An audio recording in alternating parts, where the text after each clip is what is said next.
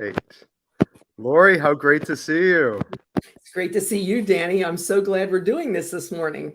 Me Well, too. I guess it's afternoon where you are. It's just turning afternoon. Just tipping. But on the West Coast, it's still 9 a.m. That's right. All right. So I see we can see if there are eyes on us. You can see that as well, right? So at this point, it's just you and me in the room. At the top of your screen, does it you see a little zero eyeball? So, I'm not sure if I can see that or not, but that's okay. Okay, I'll let you know when. At this point, nobody's watching us, but we are. Okay, good. And I think, you know what? One thing I'm not sure of. I believe this will be recorded and that we'll be able to share it. I don't see that option. Okay.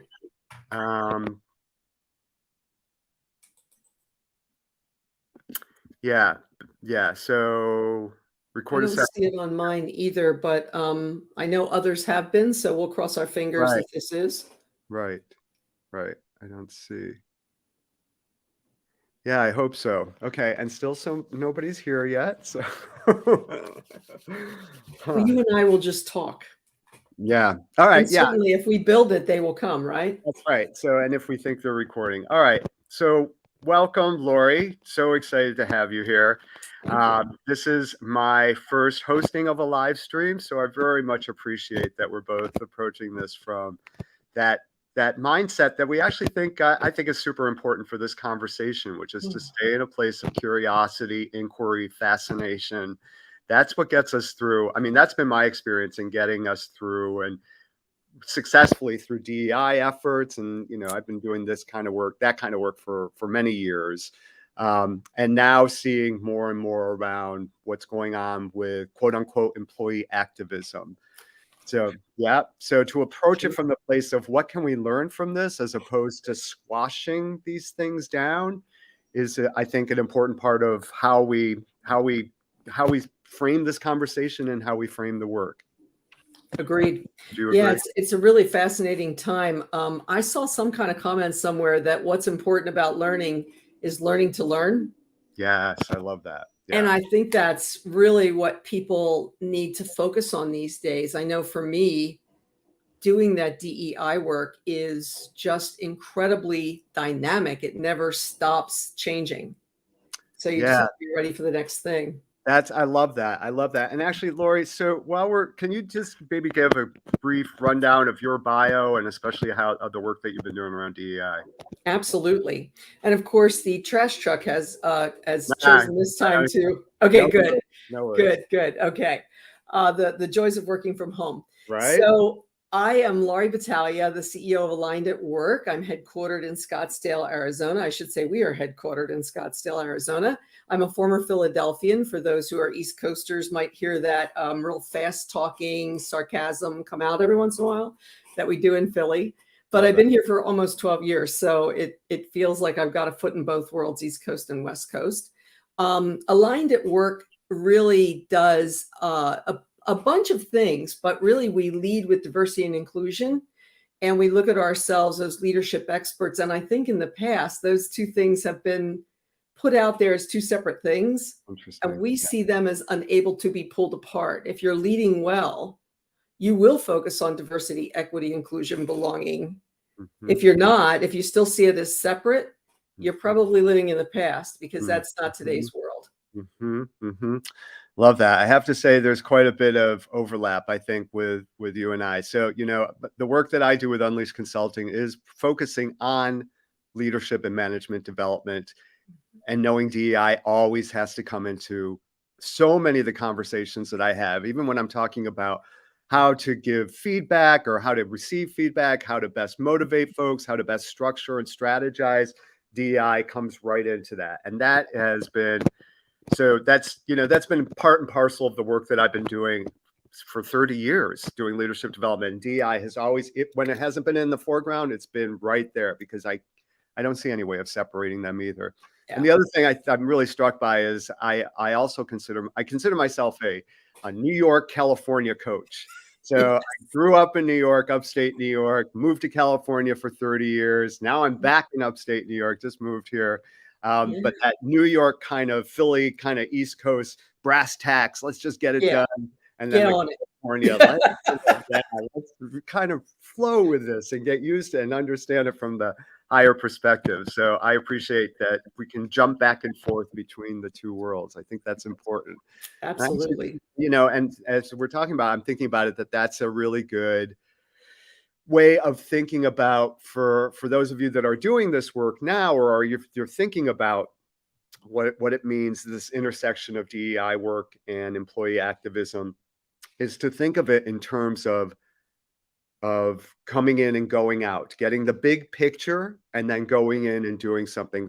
So based on just the work that I've been doing, and then the research I did for getting ready for this, is that there are 3 mistakes that organizations typically make when they are thinking about activism, right? And what it means. And when we say activism, I guess we should frame that up a little bit. We're talking about when employees in your organization are, for whatever reason, either because you've encouraged them and you've created opportunities for this, and or they are doing it on their own, where they are reacting to social issues, things that are going outside, sometimes that have to do directly with what's going on in the organization, and sometimes not, and taking it upon themselves to organize, to sometimes above board, sometimes below board, but that there's more and more of this sense of, I have power,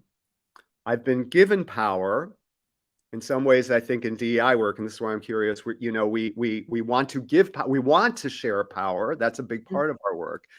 And what do we do when that power is, quote unquote, used against us, or uses in a way that doesn't necessarily match what's going on with what we need in terms of our mission?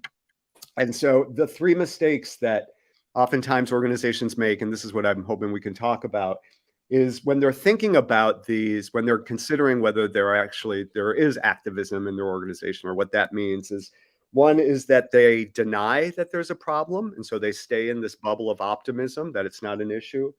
2, that they believe that they can be apolitical, that an organization, right, that maybe it was, maybe we could do that in the past, but that at this point, being apolitical is just becoming less and less of an option. And then 3rd is rushing to make quick fixes.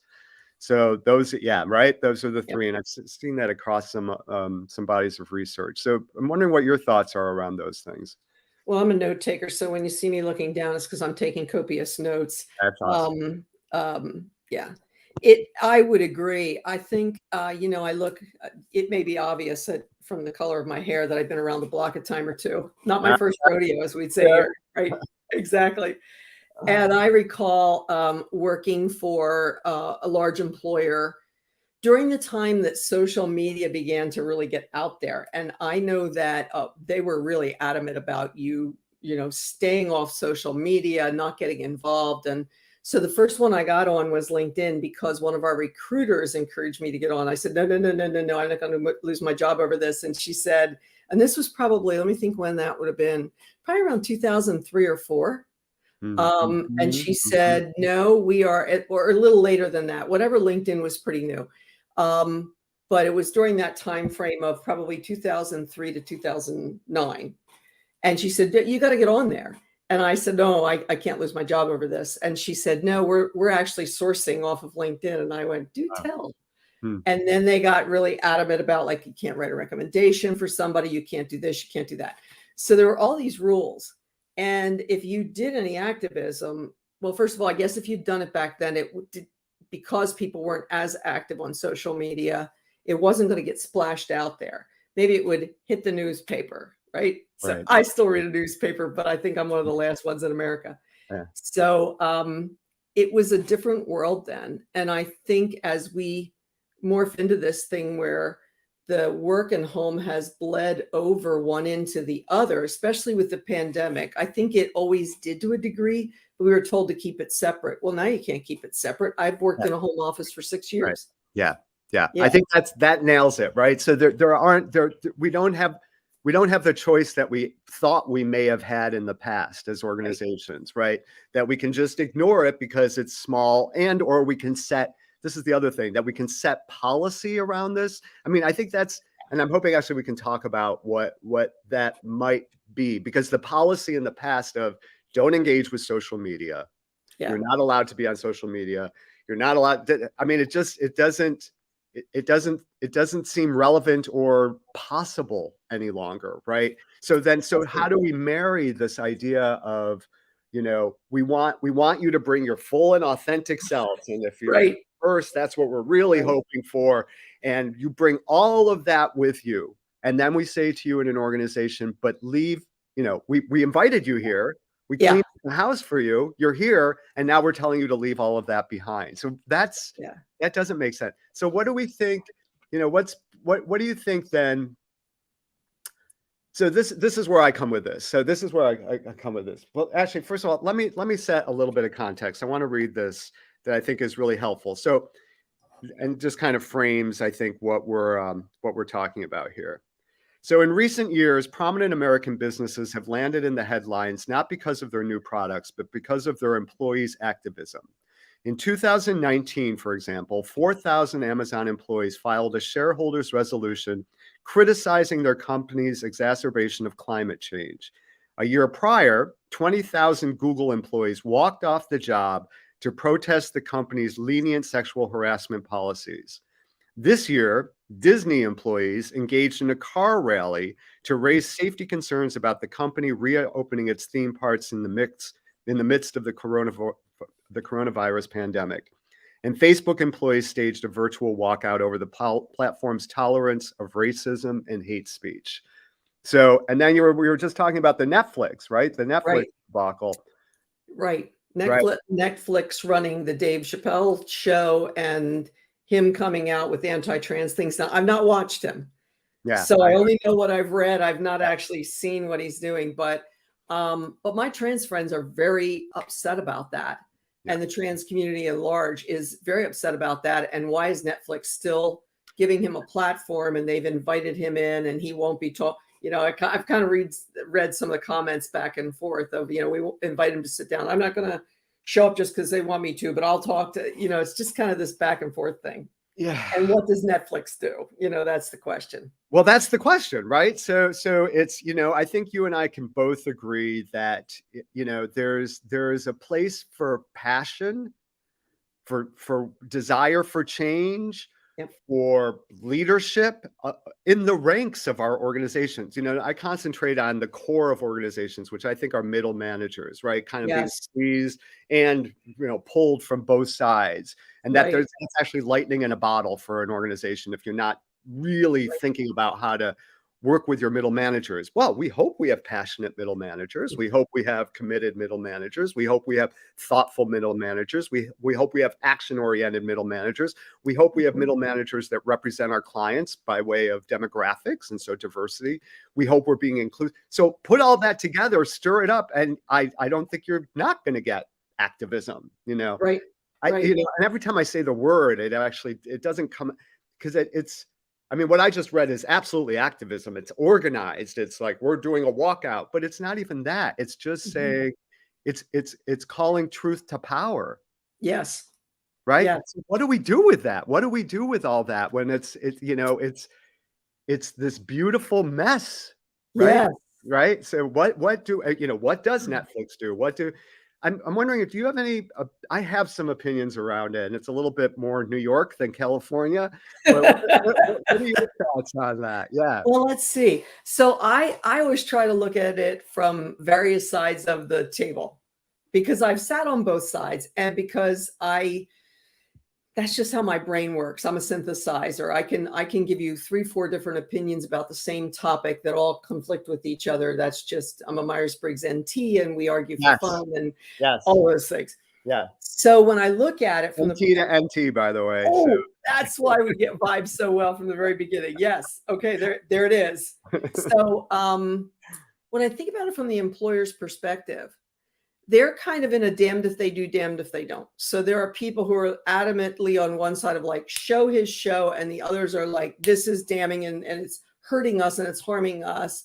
And then there's probably this middle group that's like, who cares? Just whatever, so there's all this, everything from ambivalence to entrenchment on the sides. And isn't that true of every object? They're Sure. there to make money. And I think from an employer perspective, sometimes it's, well, look, if we don't make money, we can't employ people. So we are doing some good for the world because we're employing all these people. Right. And let's face it, if Dave Chappelle's show wasn't running on Netflix, wouldn't he just go over to YouTube and have his own thing, and his following would find him? Yes, that's right. That's right. And he'd monetize that somehow. So these days, even if you don't give somebody a platform, they will find a platform. Sure. Yeah. And I love that. StreamYard, right? He could just go out to everything at one time. So I don't know what the right, well, in this case, because I know people very well and they're close friends that are in the trans community that are transgender, I think they should shut him down. But that's just Laurie's opinion because she's got people on one side of it. Yeah, that's Yeah. yeah. And I've never seen him. So therefore I don't even know, you know. I'll tell you, he's very clever.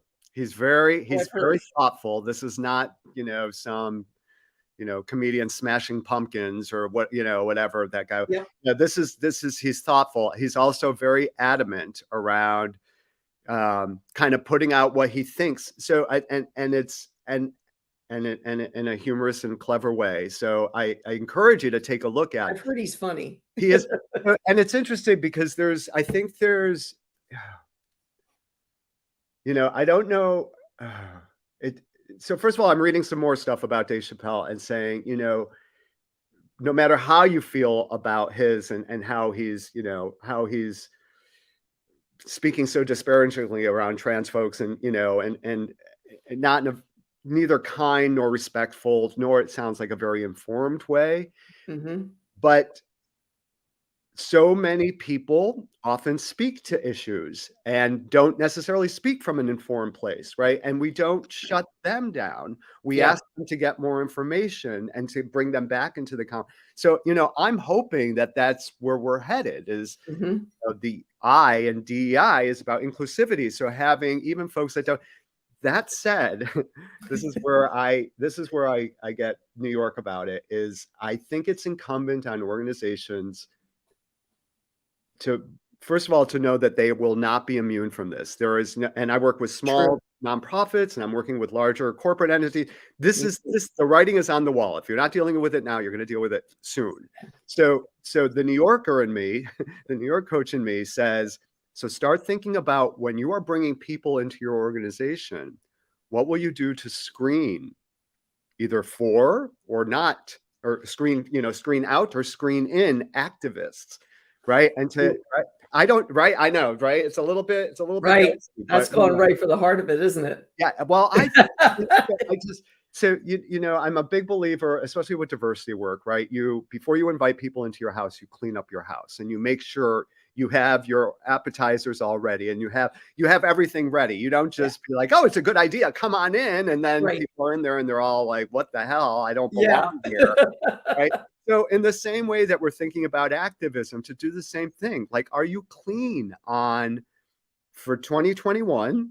Maybe it's different in 2022. What are your policies around social media, right? To go back to what you were saying, can we set some policies and expectations so that people, at least we can start to screen out, I think, strike me dead for this, but we're screening out activists for the sake of activists' sake, right? That they're for folks that are coming into, I even as I'm saying this, I recognize this is a slippery slope, but bringing in people that are there that their agenda is about stirring things up may not be the best fit for your organization. And so Not if you're not ready for it. Yeah, right. Exactly. Right. So to get know yourself. Yeah, exactly. Yeah. On the other hand, NT to NT. Yeah, absolutely. On the other hand, when we were doing our diversity last year, the one person that was a client said that she had started hearing, rather than culture fit, culture add. Okay. And I remember years ago, I read the book, A Peacock in the Land of Penguins, about how the penguins went out and hired a peacock and then asked the peacock to put on the suit and, and to look like the same way they did and to shut it down a little bit. And there was all kinds of analogies in there. So where was I going with that? Yeah, I want to know where you're Yeah. going because Where was I going with that? I think I veered off the road there for a minute. But we were talking about know what you're looking for. yeah. So using the Peacock in the, Yeah. is it someplace in between? Is it you're a It Peacock and I'm probably a is. Penguin organization. Yeah. I might need for you to at least, I don't know, if not put on the Penguin suit, to be very appreciative that you started off by saying, the culture ad as opposed to culture, Yeah. right? Right. So I guess maybe to have some, for organizations to be clear about what it is that they want to add, and maybe Yes. they don't know until they see the thing, but and to be clear about what they don't want to add. Yeah. Right. And I'm not Yeah. saying all organizations are the same, right? You got to figure that out for your organization. What makes sense? Maybe, Yeah. I know some good organizations. I work for a nonprofit healthcare organization, international, and if folks know me, they know my bio. I've worked for Planned Parenthood for 20 years. And that is filled with activists, Yes. And Definitely. right. And so, Yeah. and that's by and large, that's what Planned Parenthood brought in. It's people who are passionate, but there's also been issue with challenge from within the ranks around activism, right? So, Yeah. so it's a question that I think organizations like Planned Parenthood have, are thinking about and have been thinking about, but even more now than ever need to think about. So, and all organizations need to think about and ask yourself the question: are you okay with a Peacock coming into the Penguin organization? Are you really okay with that? Like for real. For Yeah. real. Because Exactly. they're typically not. And the organization I was in was super conservative. I've been in finance and banking for all my life. So super conservative. I always say it's a place you want your money, but you probably don't want your best friend or your Yeah. child to work there. Yeah. So Well, that's perfect, right? although I did for a long time. But you're always sort of bucking the system in some organizations. And then there are others like Planned Parenthood. It's a great analogy because I mean, if I have to cross the picket lines every day and possibly and get things hurled at me and That's exactly right. told me and chanting, you're going to need me to be a bit of a tough exterior, Exactly right. and somebody that can hold their own, and that tends to breed some activism. And by the way, another thing is I think sometimes when I think activist, I think of people who are like out marching, protesting. And then there's others of us, myself included, that are doing the work kind of behind the scenes, Right. trying to shift cultures in organizations, put Yeah. these questions out there like, do you really want people to bring all of themselves? And then if they do, are you willing to not retaliate? Yes. Those are great questions. Covertly or overtly, one of the That's right. two. The retaliation could be very overt, or it could just be that they never quite get anywhere and they're Yeah. not quite sure why. These days, they're sure why, Yeah. See, but they used to not be. I think that's fascinating. I think that's and it's, not only is it that this time in history that it's in, but also the lifespan or life cycle of the organization itself. There may be times in the organization where we encourage new thinking, new ways of coming, right? But Yes. I've been working with a couple startups recently, and they're really facing this. They're really because they're Yeah. like, DEI, yes, DEI, absolutely, diversity, equity, inclusion. Let's get folks that look nothing like this, but they haven't thought about what that means. But when they do the thinking, right, and they have they do perhaps the training around with their managers around giving and receiving feedback in a respectful way. So they've started to clean their house before they're bringing folks in. So, Yeah.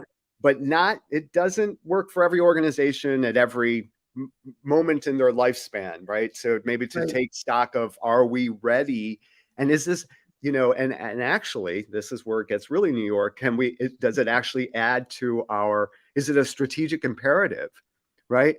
Right. So if I need to reach if I need to reach queer folks, right, or trans folks with Yeah. the work that I'm doing, then I need to bring in trans folks ideally, right, that can help me understand this. And I also have to be ready that I may not have all the answers.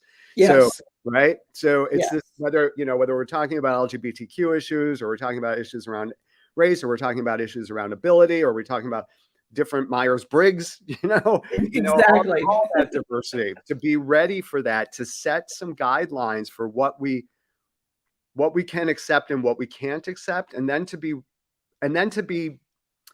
at least to recognize that if you're bringing in folks that are outside of the penguin, I love that analogy, the penguin culture, Yeah. that you're ready for it, that you're Yep. ready for it, that you're open to it.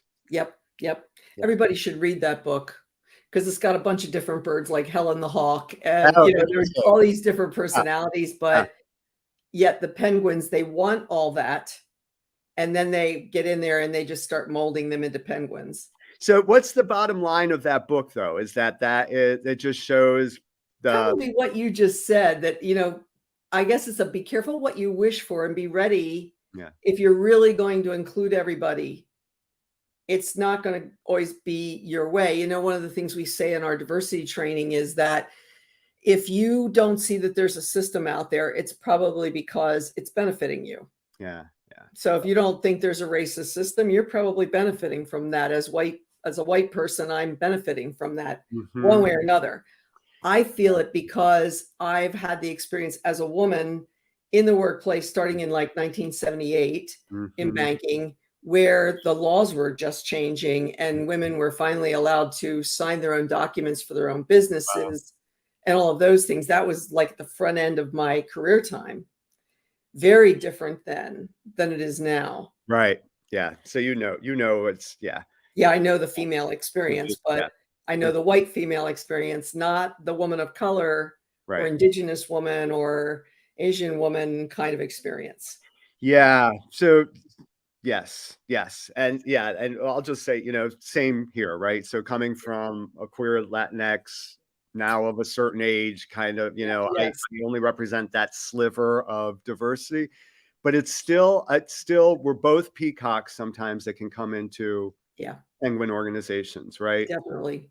Even, and I think we can both, it's still issues around gender, right? Gender expression one, but just gender identity from the just the binary of male female. There's still all this inequity, right? So well, that's it, right? Because when I was doing this women's feminism work, it was male female. And then at one point, one of my trans friends said to me, gender's not binary. And I was like, mind blown. I know, right? Yeah. Holy cow. That's when, and now it's like, yes, of course. I think I knew that on some level, but I couldn't describe it. I didn't have the words. I didn't know what that meant. So yeah. So that's a perfect example, I think. So if you're in a, and maybe, Netflix, I'm sure they're ahead of this, or they're trying to figure this out, is, how can so we need to own our impact. That's another thing, right? Organization, own their impact, and then not disregard that impact, but instead figure out how to enculturate that impact so that it's part of what, so what are we doing to raise our own sensitivity, our own awareness, our own whatever around trans issues as an organization, speaking for Netflix, so that we can speak to these issues, ideally, beforehand, but even, if not beforehand, at least while it's going on or after, but the mistake is thinking that, that this isn't going to happen to me. Hit you. Yeah. It will hit you. And especially the bigger your company goes, it will hit you on some level. I also see nothing wrong with companies putting, we have a zero tolerance policy about X. I'm fine with that. Yeah, I agree. That's it. That's it. Exactly. Yeah, that's where I get the New York, right? That's what and I'm asking clients to do. If you need to, don't run away from policy, right? So you can be open, all the things that we talked about at the beginning of this call, beginner's mindset, be open, be fascinated.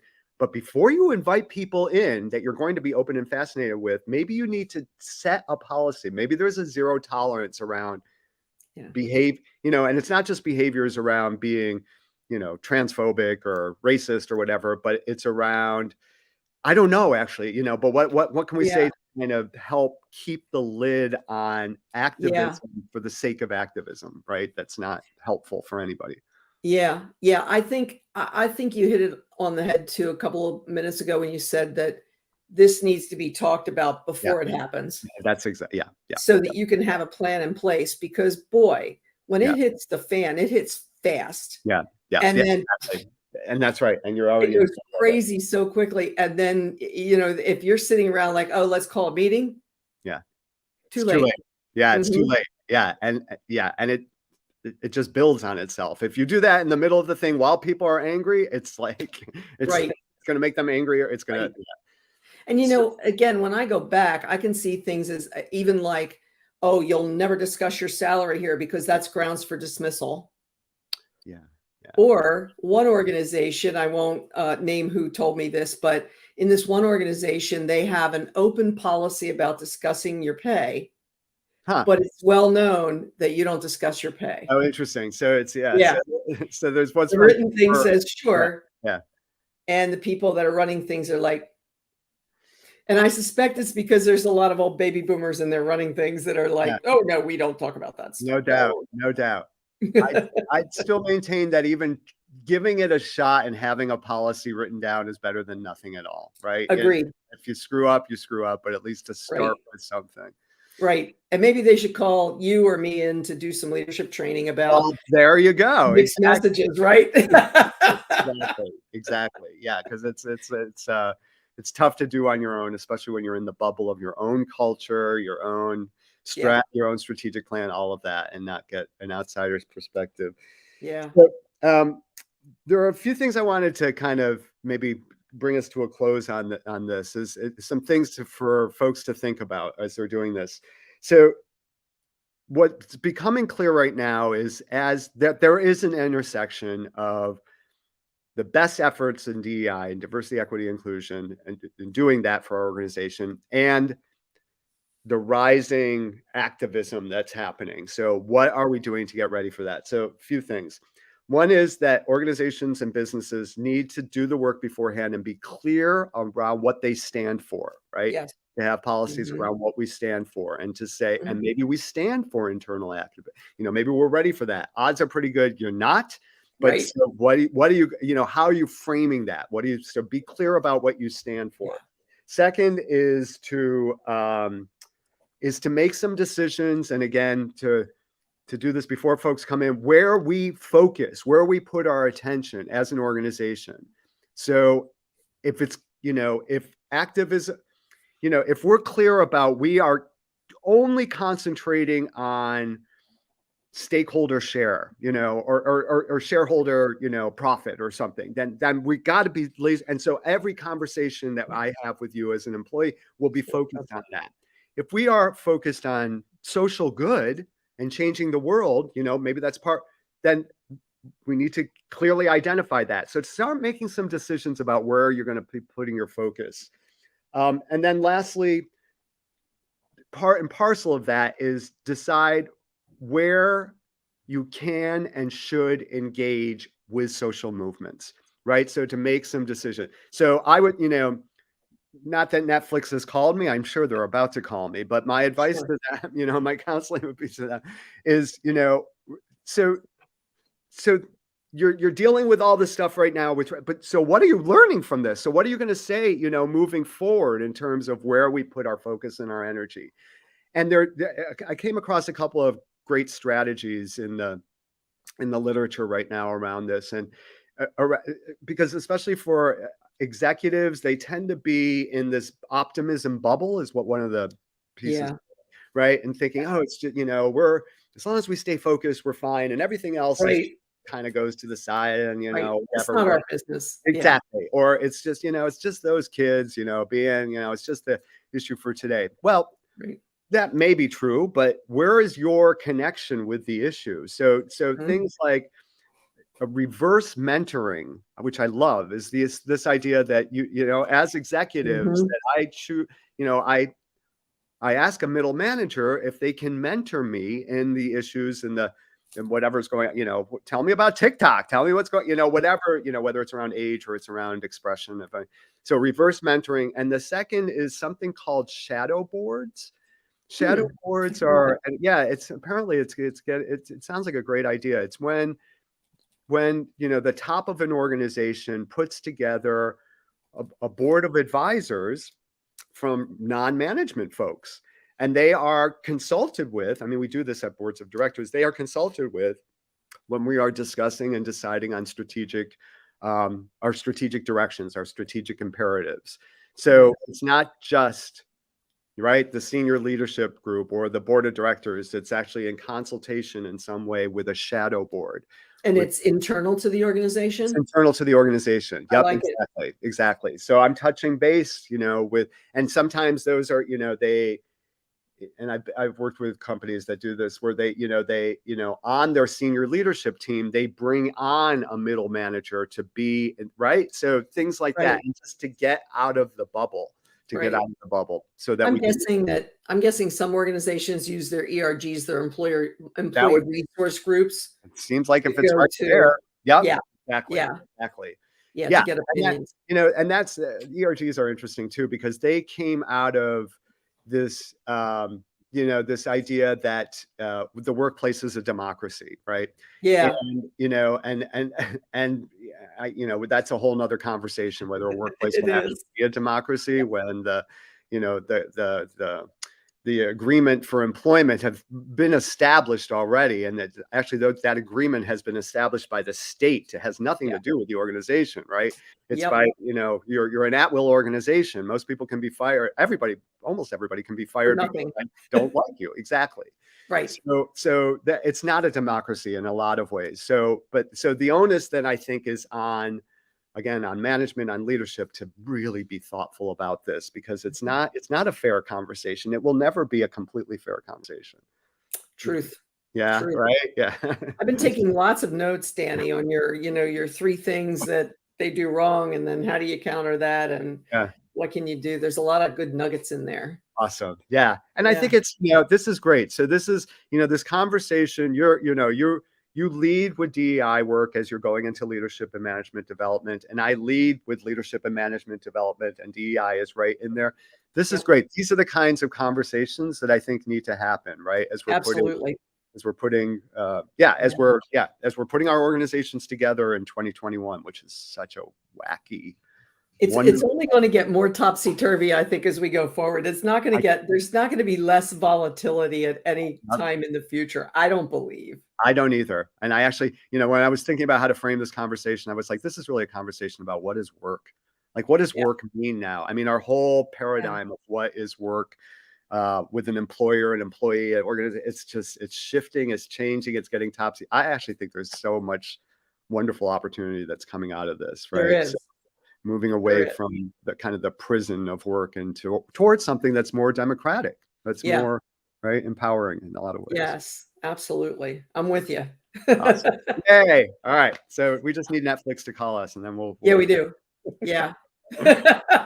So Lori, so tell me, how can folks best reach you, especially if they are, going to be if they're doing DEI work and want to have a consultation with you and maybe speak with Aligned at Work around working with you? What's the best way of reaching you? The easiest way is my email is Laurie at Aligned at Work.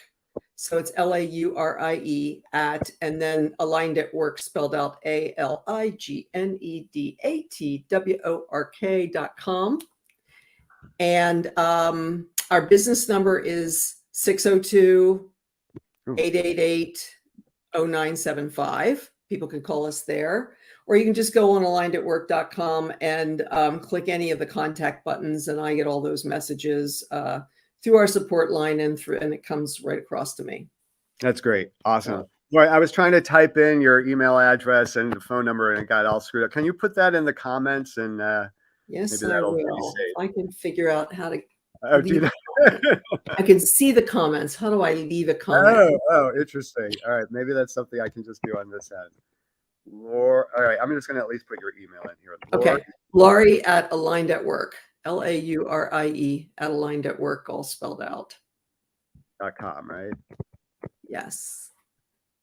I will figure this out one way or another. There you are. You got it. Okay, so that's Okay. you.